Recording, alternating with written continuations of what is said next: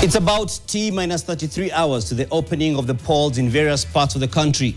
The November 27th by-election, seeking to fill 23 vacant seats, bear significant implications in the country's national politics. Now, 6 National Assembly races, 1 Senate duel, and the battle for 16 county assembly seats. That's where the news is, and that is where we are. We have our teams on the ground. In Homa Bay County's Kasipul constituency, our video hub editor and seasoned political affairs journalist Ben Kitili is there for us, alongside our Lower Nyanza correspondent Bernardo Juang. In Embu County and Mbere North, to be specific, NTV senior reporter Ibrahim Karanja pitched tent yesterday and is following the situation there with the relevant updates. In Magarini, in Kilifi County, NTV's Coast Region reporter Fatma Bugu is keeping her eye on things as the relevant persons seek to cross the T's and dot the I's. We have another National Assembly race in Banisa, where our political affairs reporter David Mudhoka is going to be covering for us, and he's currently in Moyale as he makes his way to the ground. The only Senate race is in Baringo County, where Ruth Sarboy Chesenge is following the pre-polls events until the process ends in a few days. We'll also be having a live interview with the chairman of the Electoral Independent and Boundaries Commission, Erastus Edung Efekon, live from Kisumu County, putting to him, I should say, the concerns and questions that matter. Now, we have a picture of what to expect tonight and much more. So let's get this ball rolling with the news highlights.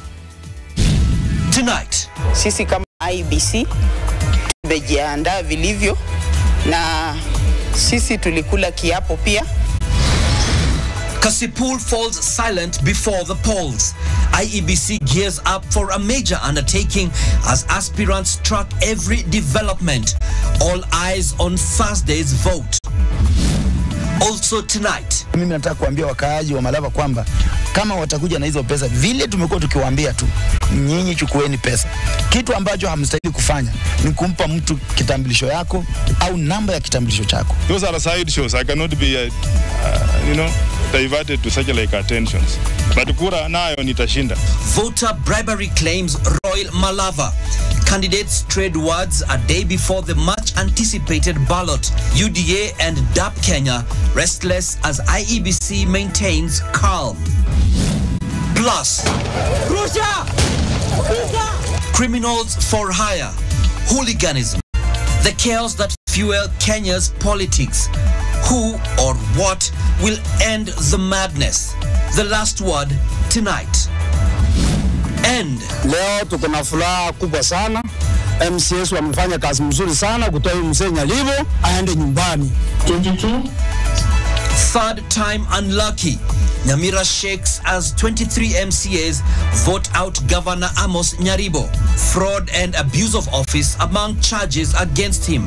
Eyes now on the Senate.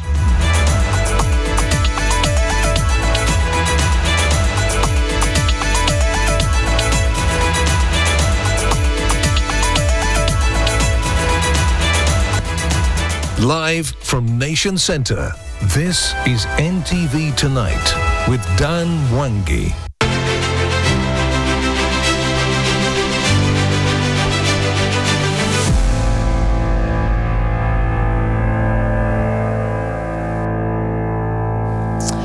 Welcome to the bulletin. Alongside me on the sign language interpretation tonight is David Agondoa. We begin our bulletin crossing over to the county of Homa Bay in Kasipul, where Ben Kitili is standing by to give us an update of how the sense of things are there. Ben, welcome to the broadcast, and maybe you could give us an update of anything that you may have experienced or noticed while you have been there. Dan, good evening from the Agoro Sare High School here in Oyugis in the county of Homa Bay. The constituency is Kasipul, where in the next 36 hours or so, voters here and residents of Kasipul will be going to the polls to elect their next member of parliament who will be representing them in the 13th parliament over the next 1 year or so before the 2027 general election. Remember, this was occasioned by the death of a former MP, Ongondo Were. It is a tough battle, has been a tough battle all the way from the campaign trail. A total of 10 candidates cleared by the Independent Electoral and Boundaries Commission to battle it out in Thursday's by-election. A lot of horses, political pundits saying that it is a very big litmus test for the Orange Democratic Movement, whose candidate is the son of Ongondo Were, that is Boyd Were, who has been on the campaign trail flying that ODM flag, seeking to represent the people of Kasipul after his own father, and of course his biggest rival in this race so far, according to what polls and pundits are saying, has been an independent candidate, that is Philip Aroko. And those are the two big ones here. But the front runners are many, a couple of independent candidates, including the only female in the race, that is Linda Aoko Ouma, who has been campaigning as the Gen Z candidate, if you wish. Of course, we also have Robert Riaga Ajuang, popularly known as Amani Bior, who is also seeking to be a member of this constituency. It is an electoral mini poll that will be watched across. Remember, as we reported a couple of days earlier, the ODM fraternity or leadership here in the county of Homa Bay not reading from the same script. The governor, who is also the chairperson of the ODM party, the Homa Bay governor Gladys Wanga, supporting the ODM candidate, but his deputy supporting an independent candidate, that is Philip Aroko. And residents and Kenyans will be waiting to see how that plays out.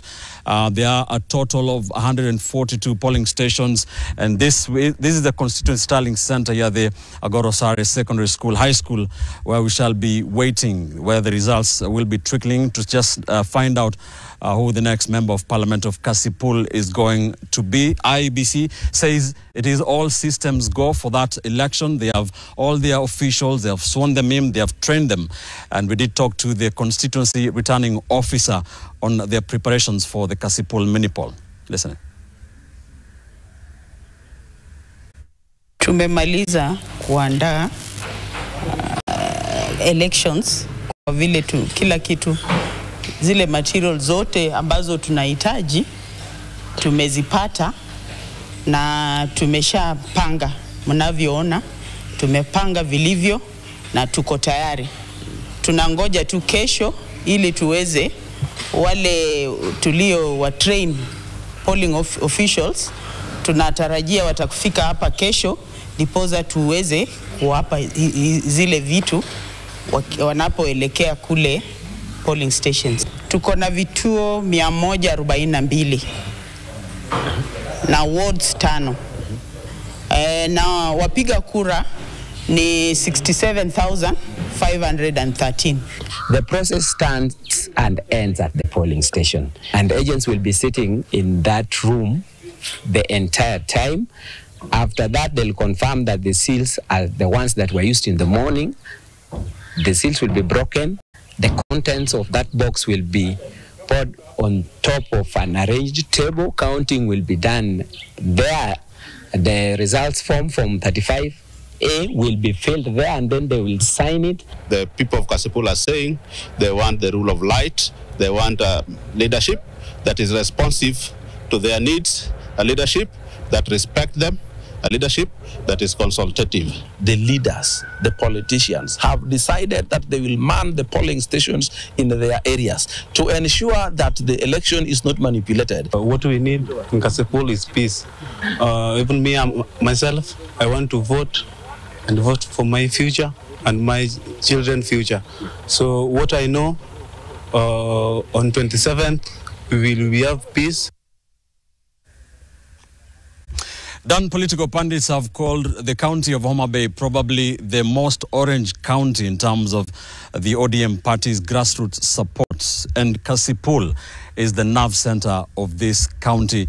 We are on hand with my colleagues here to just give our viewers blow-by-blow account as the people of Kasipul go to the polls and make their decision. We are covering this for you in the way only we can. And I'll now take you to the county of Embu, where my colleague Ibrahim Karanja is coming to us from Mbeere North. Ibrahim.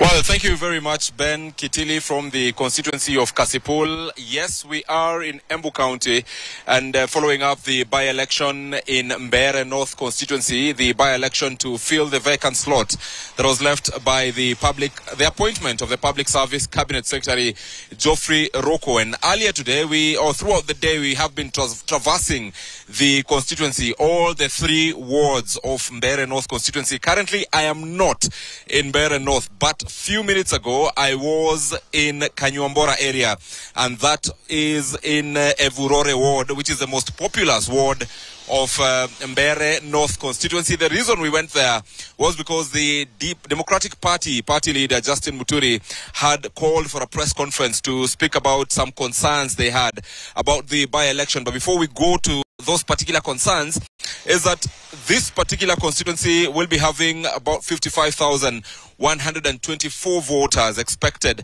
to go to the polls on Thursday. Those are the registered voters as per the 2022 voter register, and there are 134 polling stations where this particular exercise will be taking place from. Earlier on in the day, we also saw commissioners, Commissioner Francis Adol from IEBC, as well as IEBC CEO Marjan Hussein Marjan. They joined the constituency returning officer John Kenyua just to inspect the final preparations of the by-election. But what we have also seen is that the campaign season officially ended yesterday, and today what was happening was training of agents for the different candidates. Remember, there are 9 candidates seeking to occupy that particular seat and go to the 13th Parliament and serve the remaining 1.5 years. And today, another interesting bit that also happened is that Deputy President Professor Kithure Kindiki has also maintained his stay in Mbeere North. Remember, he made a commitment that he will stay in Mbeere North up until 28th, that is after the election. And today he was actually spotted in Ishiara area of Mbeere North and Kanyuambora, where he was visiting, even had a cup of tea at one of the kibanda there earlier in the day. But like I said, we went to hear from the DP party leader, Justin Muturi, on their concerns, especially that there will be police officers in civilian manning the elections. And Justin Muturi is saying that this is providing room for goons to take place, to come to this election. And Justin Muturi spoke not too long ago, about an hour ago, and this is what he had to say. We do not see any need for any security personnel to be in civilian clothes. Indeed, this just confirms what the IEBC has said, what I had cautioned the Commission about, that those so-called policemen in civilian clothes are goons who have been hired by the government, and they will be working under the protection of the police, just like they have done in demonstrations in Nairobi. We caution the IEBC not to fall into that trap. It is already a trap that has been, we have witnessed, it's been downtrodden in the past. So we are cautioning the IEBC to tell the police, the Inspector General of Police, if indeed he wants to give extra security, all personnel must be identifiable and they must be in uniform. We will not allow a situation whereby people who are in civilian clothes purport to be security officers. Concerns there from the Democratic Party leader Justin Muturi about the fact that police officers are said to be headed to Mbeere North, or a section of police officers wearing civilian clothes. And the security issue that Justin Muturi is speaking about is one of the issues that the IEBC Commissioner Francis Adwol spoke about when I spoke to him earlier in the day, because I met him at the St. Bakita Siakago Girls, which is a constituency tiling center. And when I met him, part of the things we asked was about security. What measures were in place given that this is such a high-stake election? And this is what Adwol had to say. Remember, even in this particular conversation, I spoke to Marjan Hussein Marjan, the CEO of IEBC, as well as the Mbeere North constituency returning officer, that is John Kenyua. And this is what they said to us earlier in the day. Had a meeting with the IEBC staff here, beginning with the returning officer himself, who has given us a brief on his preparations for the election scheduled for November 27th. And also, we had an extensive meeting with the security team, the sub-county security team, who have assured us that they are ready to ensure that peace prevails during the elections on 27th of November. And we are quite satisfied with what we have seen so far. Mbeere North ina vituo 134 na wapigaji kura ni 55,124 na kama uonavyo tuna wakubwa wetu na wametushikilia na tuna vifaa vyote ambavyo tunahitaji kufanyisha uchaguzi kuanzia hiyo siku ya tarehe 27. Na ningependa kuambia wananchi ya kuwa matayarisho yote yanaendelea vizuri sana. Tulipeana timelines zetu za kuonesha activities zile ambazo zitafanyika. Umeona ya kuwa tulifanya nominations zilifanywa. After nomination watu ambao walicomplain waka-complain, disputes zikawa resolved. Sasa tuko na pia code of conduct ambayo inaangalia vile mambo inaendelea. Kama kuna any tetesi yote, wao watashughulikia na hiyo maneno. Lakini cha muhimu ni kusema kuwa hata maofficers wetu tumewatrain. By jana mchana alikuwa tushamalizana kutrain.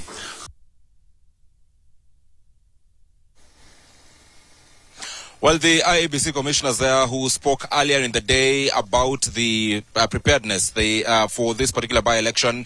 Remember, our eyes are on this particular by-election because it has proven to be a contest to watch, a contest in which the UDA party, led by its campaign was headed by the Deputy President, Professor Kithure Kindiki, of course, with the DP candidate. Its campaign led by the DP party leader, Justin Muturi, but also the DCP party leader, Rigathi Gachagua, who have been here. So it's a contest that has gone beyond the people of Mbeere North and has become a contest for the national stage politics in terms of who reigns supreme in this particular region. Dan, I hand it over back to you, but tomorrow and the day after, we are sure to bring our viewers live updates that shall be happening here. Of course, I am with Josiah here as well as Ruben Kahiti, and we'll be doing this across the Mbeere North constituency. Dan.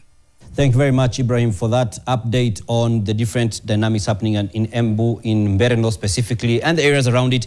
And we also look to see the implications that this has in regards to the national politics of the country.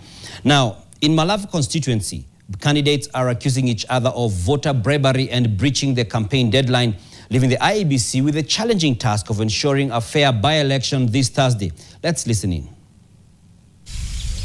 Niko na imani kabisa na IEBC ya Malava, lakini sina imani na IEBC ya Nairobi, kwa sababu hizi ballot zimemakiwa zimetoka Nairobi na ziko na serial numbers ambayo inatali na serial number ambazo ziko kwa polling station saa hii.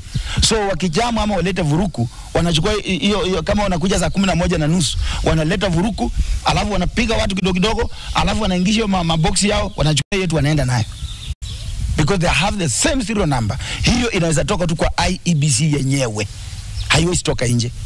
Nani anaweza jua kwamba serial number ya Manda polling station ni hii, ndio atengeneze exactly another serial number? Hiyo inatoka kwa IEBC. Lakini ile kitu tunataka kusema ni kwamba tutahakikisha hizo ballot boxes mahali ziko hazitatoka. Aende kwa IEBC apeleke evidence, aende kwa polisi apeleke evidence. Me, I'm not accusing anybody. I've not even accused them. Me, I'm ready for election. I'm ready to face them, and I've been facing them. Hata mimi sijawataja kwa kampeni yangu, sijai wapikia matusi. Na kama ana evidence yoyote ya kusema kwamba kuna malpractices, the law is there. Badala ya kukucha kurand kupika kelele kwa kila mahali, najua kuna watu wengine wanakuanga kisirani kila wakati. So hii hata those are side shows. I cannot be diverted to such like attentions. But kura nayo nitashinda. Nataka pia kuhimiza IEBC kwa sababu kwa mtandao leo katika grupu ya candidates ambao ni wa Malava tumetoa tetesi pale, DRO na RO wamenyamaza. Kwa kuna watu ambao bado wanaweza campaigns zao maeneo tofauti. Kama leo tumeona kama mgombeaji mmoja anaendeleza campaign zake kule Amtua. Nataka kushtumu ile jambo kwa sababu IEBC is independent na lazima wachukue hatua.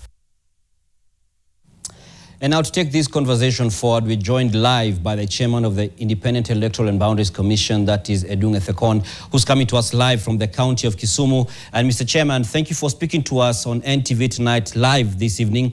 And just to pick up from what story we've just run, where we've got concerns about voter bribery in Malava, has this gotten to you and what has been done about it?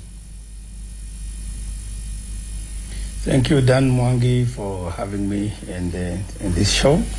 I'm Erastus Edung Ethekon, the chairman of IEBC.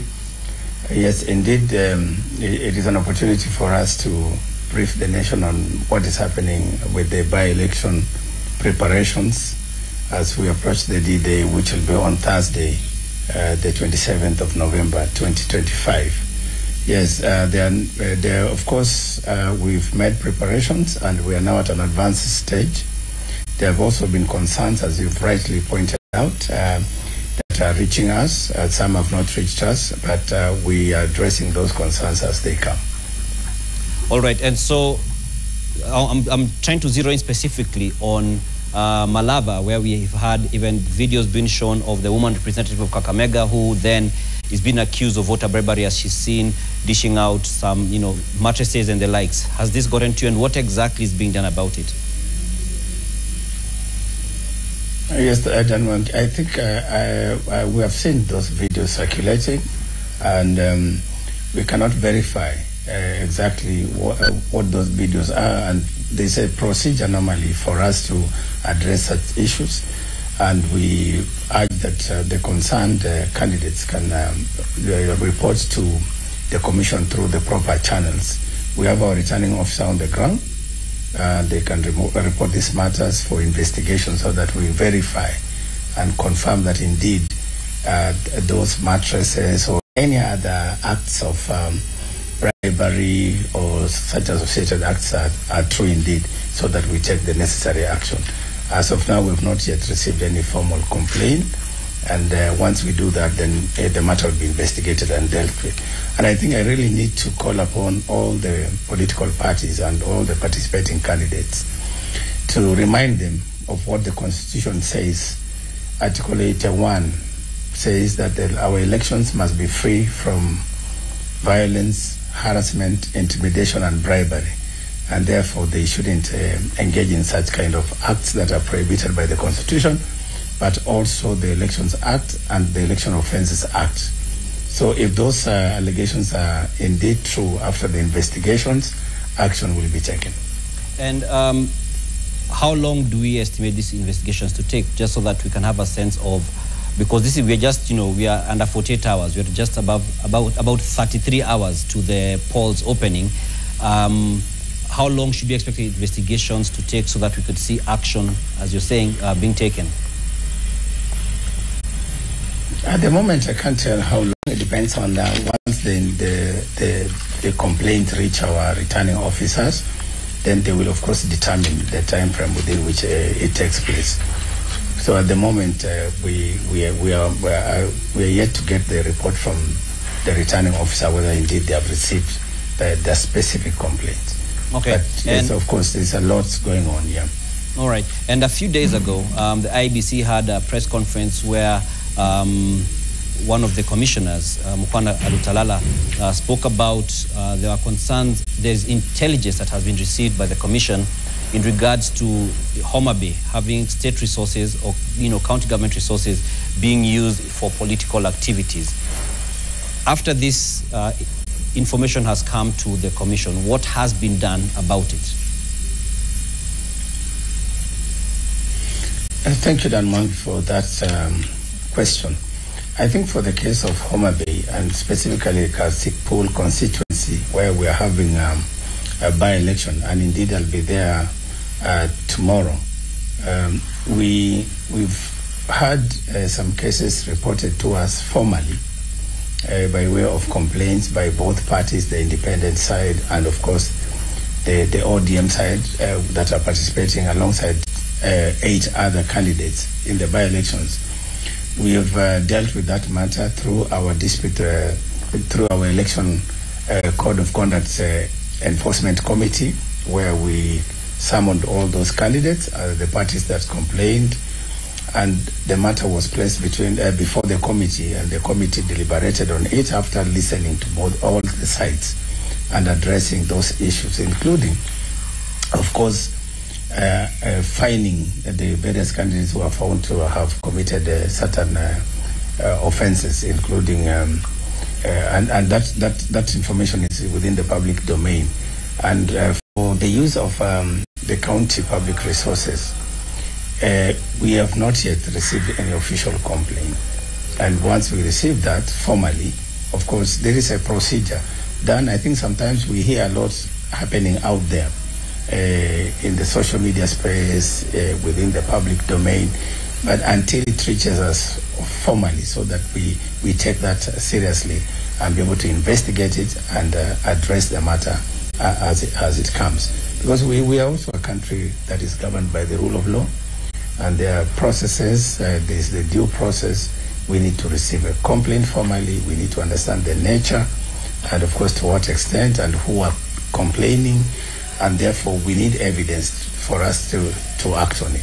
So based on the intelligence that was spoken about by the commissioner, we don't have enough to act on it, or is it that there's a legal requirement for a formal complaint to be filed, yet the commission itself says it has intelligence?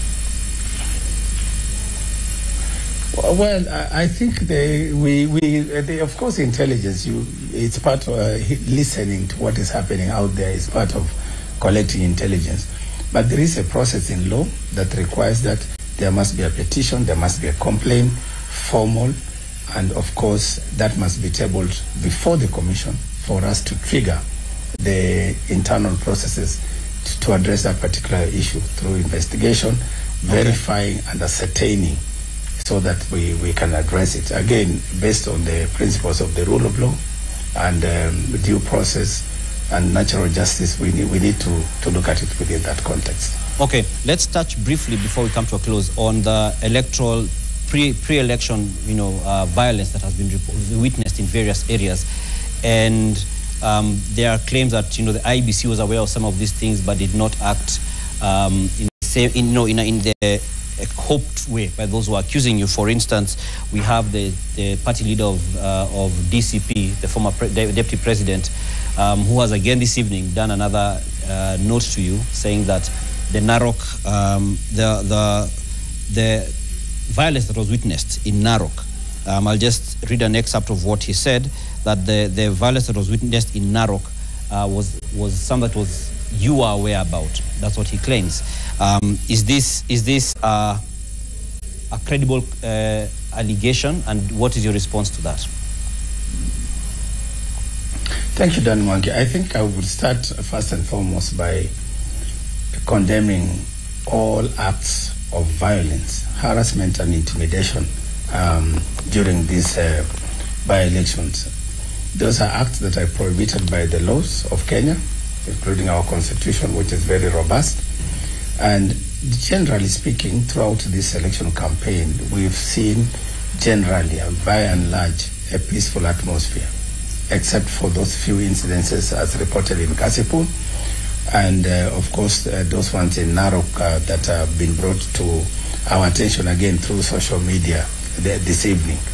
And as a commission, we have tried our best, again guided by law, by the laws of Kenya, to address some of those challenges, including the one in Kasipul, which we moved very swiftly and addressed it. We of course summoned the candidates, and we took the necessary steps, including administering the appropriate fine, and of course warning the candidates to maintain peace and to refrain from violence. And of course we had those candidates sign the Charter for Political Decency and Peaceful Elections. For the case of Narok, I am yet to get any credible reports about the violence that occurred there and the nature of the violence and to what extent. So once we receive, again, a formal complaint, then we're able to investigate and take the necessary action. And Dan Mwangi, I need to inform the country and all the actors that there are certain formal processes that the law prescribes for us as a commission in order for us as a commission to address some of those concerns, including concerns of violence. We can't act in a vacuum. We encourage those candidates that are affected. For example, for the case of Narok, the candidates that are affected can, and indeed I encourage to file a formal complaint with the commission so that we take the necessary action. Okay, and so in closing, what does a successful by-election look like for IEBC? Of course, this being our first by-election as the new IEBC, we are very much anxious. We are very much looking forward to having a successful election. And for us, a successful election, number one, starts with the peaceful nature in which the political parties conducted their party primaries and concluded that. And again, we had a very successful candidates registration exercise in which we registered all the successful candidates from the various parties that were contesting in these elections, including the independent candidates who qualified to contest in these by-elections. Another attribute of a successful by-election is again rooted in the manner in which the political parties and the specific candidates have conducted themselves throughout the campaign period until yesterday, 6 p.m. when we closed that period. And generally, and by and large, as I've said earlier, the candidates and the political parties have demonstrated that they can campaign peacefully, they can sell their manifestos, their ideas to the citizens. And until yesterday when we concluded that exercise, we hope that in the next couple of hours to the D-Day, Thursday, that the candidates will give the citizens from those various electoral areas that opportunity to exercise their sovereign will, their democratic right to elect their leaders and to elect leaders of their choice out of their free will, without intimidation, coercion, and of course bribery. And since we have closed the campaign period, the campaign window, we expect that the candidates and their political parties will obey the law and desist from further campaigns or that will constitute to breach of the Elections Act. And therefore, on the final day, we hope and we pray that Kenyans in those areas will turn up in large numbers to exercise their sovereign will to elect their leaders out of their own free will, out of their own choice. And that all the actors, Dan, I think I need to inform the country just briefly, that elections is not about IEBC alone. Elections involves a lot of actors. We've had party agents trained today and observers so that they understand their role in the election processes, because they'll be present in the polling stations. All the parties participating will have their agents. We have the international and local observers. We have you, the media, also covering these elections. And of course, we have our officials ready and we will deploy them tomorrow together with the election materials. We are hoping that the polls will progress peacefully from the morning of Thursday, 6 p.m., when we open the polling stations, and the poll will take place throughout the day until 6 p.m. when we close. And thereafter, we hope that the counting process and the tallying process will again proceed peacefully without any interference, without any chaos, without any interference or any stoppage, and that we will get the election outcomes in each of the electoral areas, from the wards to the constituencies up to the county level, because we have Baringo County as one of the largest electoral areas this time round. And therefore, we urge all the participants to help us, to help the country, to help the citizens of this country make these by-elections successful. Thank you very much, Chairman of the IEBC, Erastus Edungethekon, for speaking to us on NTV Tonight on this exclusive conversation 2 days ahead of the by-elections, which are actually 24 vacancies to be filled, not 23, as I'd said earlier, beg your pardon. But after this, we take a short break, but when we're back, we'll be crossing over to Baringo, as well as just get a sense of what else is happening in the country. Stay with us.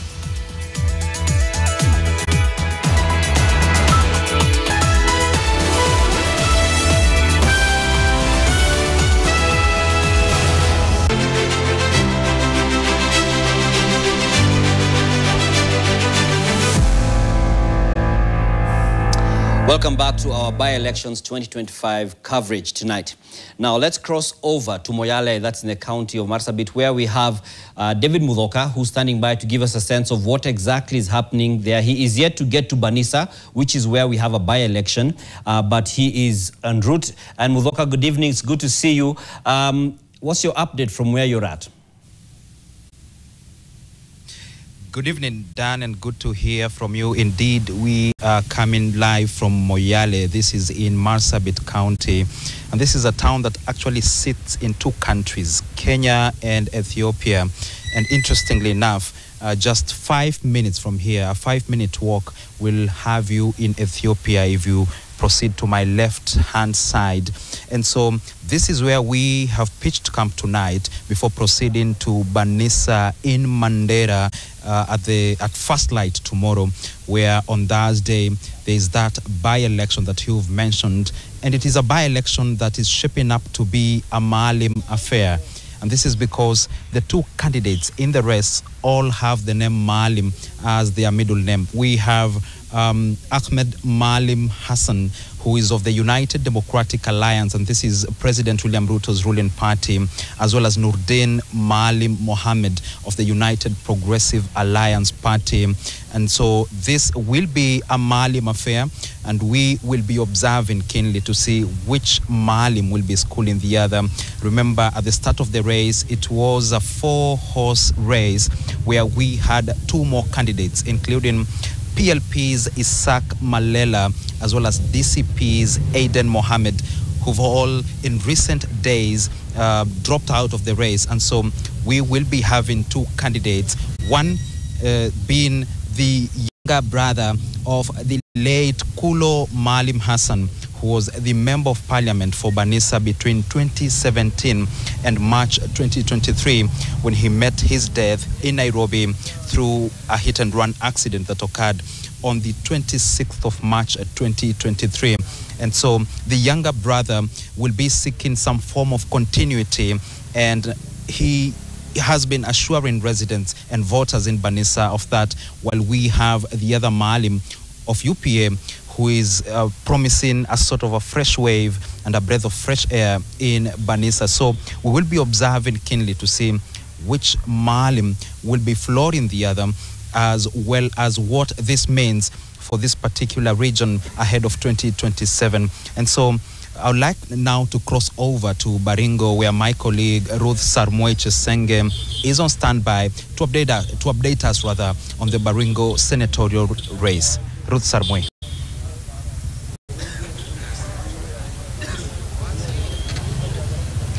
Well, Muthoka, I am right at the center of where the action will be. This is Baringo Central, where it will be the county tallying center here in Baringo Central. Remember, Baringo County has 6 sub-counties or constituencies, and the most populous is Eldama Ravine. We also have Baringo South, we also have Baringo North, Mogotio, as well as Tiati. What we are looking out here is that, remember, former Senator Gideon Moi pulled out of the race earlier on, and paving way for Vincent Chemitei of the UDA. But the residents are likely to vote in defiance of that, because many people were looking forward to have Gideon vie in this race. So what we've observed is that there's going to be a tight race between Vincent Chemitei of UDA and David Kipruto, who's popularly known as Wakili, as people are trying to defy what Gideon Moi did. We also have 4 other contestants who will also be vying in this race. Earlier on, while we were speaking to Commissioner Anne Nderitu of the IEBC. She spoke about how they are planning to combat some of the challenges they've encountered. Already 8 schools in Lake Baringo and Lake Bogoria, which have been affected by flooding. Those are 8 polling centers have been closed down, and they are going to gazette, hopefully before the end of tomorrow, the new polling stations for those affected regions. One of the schools is right on the shores of Lake Baringo, that is Nosukuro Primary School.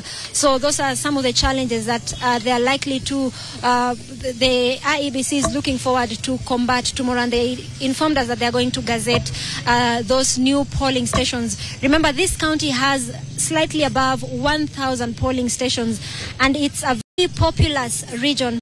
So when we were chatting with Anne, she said that the voting materials, including ballot boxes, they are going to be dispatched from around 3 p.m. tomorrow afternoon so that they can reach the designated areas.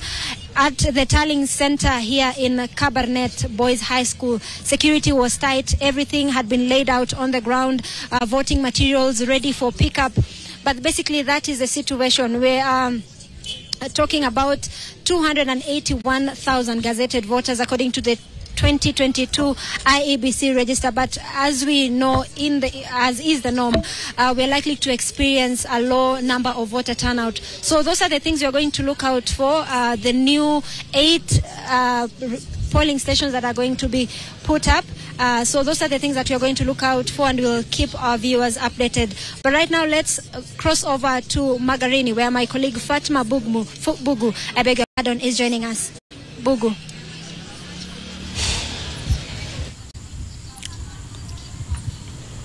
The atmosphere here in Magarini is tense but calm, and of course the IEBC officials are now finalizing the last steps ahead of tomorrow dispatch of voting materials. Of course, residents here have so much expectations. They are saying that this is the best by-elections they've ever had, because they have spent nearly 2 years without a representative in the parliament. And of course, we've seen leaders, we've spoken to several leaders, including Wiper leader Kalonzo Musyoka and ODM leaders, including Governor Abdul Swamad Nasir, and they have raised concerns of possible election rigging. And this is one of the issues that have come up, and we've seen them calling aspirants, leaders, political leaders, and also aspirants, saying that IEBC has to ensure that this exercise is peaceful and, of course, free and fair for everyone. And of course, we have had observers, election observers in the ground that are pitching camp there since morning. We'll be joining here live with Matthew Shipeta. You've been here since morning. Tell us what you've observed so far in regards to what is happening here in Magarini sub-county. Thank you very much. My name is Matthias. We have been here. The team is also here with us. We are a bigger team. We are here because of the by-election that is coming up.